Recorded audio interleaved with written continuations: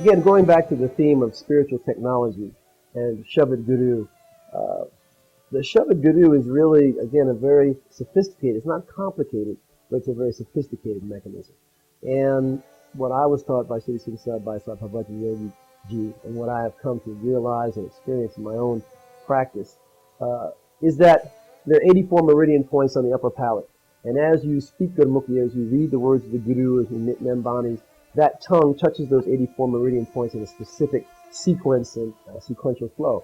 And as that happens, it stimulates the higher centers of consciousness to allow you to have the capability to experience your higher consciousness, to feel in touch and in alignment with the divine. And so really this is a concept of spirituality by osmosis. That is, by steeping yourself in a certain vibratory frequency, then all aspects of your being begin to vibrate at that same frequency, and you have certain understanding and development, growth, and expansion based upon that vibratory transformation. And again, going back to the history of the Sikhs, this question had been given to one of the gurus by one of his disciples to say, well, sir, we're kind of hesitant to read the Nit Nambanis and so forth at the time, the words of the guru, because we don't really understand it.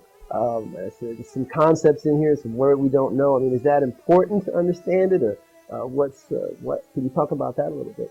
And the Guru thought about it. Well, join me tomorrow for my morning ride, and we'll discuss it. So they came back for the morning ride, and they went out with the Guru, and they rode through the fields, and they came upon an area where a number of clay pots had been discarded. And it was kind of an early landfill, if you will. But there were a number of clay, and they were broken and cracked, and you could see on the basis of the broken parts what they had contained. And the Guru stopped, and he looked at the broken pots on the ground. He said, you see that pot over there? It had ghee in it. And the reason you can tell that is because as the sun shone on the pot, the ghee, the little remnant of the ghee was glistening in the sun.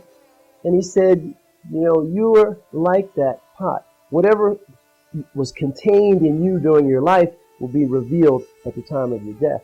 So if you're devoted to the words of the Guru, if you're reading them, it doesn't matter that you're not understanding it 100%. That vibration is going to be in you, and when your body pot breaks, then just like the ghee, the shine and the glisten of the words of the Guru will be manifest in your soul as you transmigrate.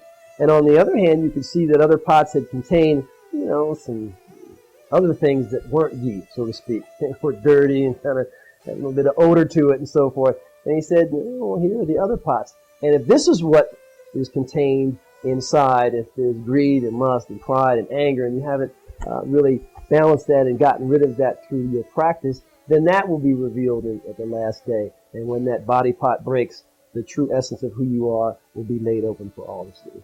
And so those who had ridden with the Guru really got the message.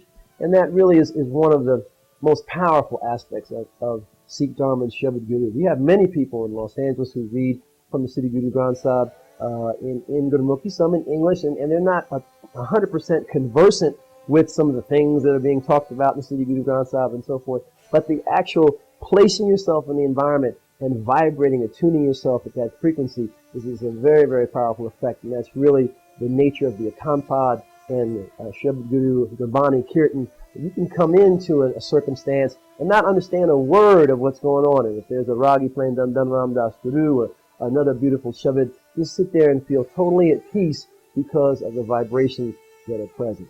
And then just one final note, again, my opinion, not necessarily fact, but to me that's really the role and one of the primary missions of Sikhs on the planet Earth. Guru Gobind Singh talks about 960 million we shall be. And we're going to be all over the planet. So that vibratory frequency that's present in the Gurdwara will be in all these different geographic locations. That's the beauty of Sri Guru Granth Sahib. It's not a human being. It is a living Guru embodied in a textual format. And it can be in Japan, in Hawaii, in London, in Afghanistan, in Africa, Philadelphia, Alaska, all these different places all at once. And as that vibratory frequency starts to emanate out into the general geographic vicinity where the Gurdwara is located, then everything around the Gurdwara will be at that frequency and become peaceful, become elevated.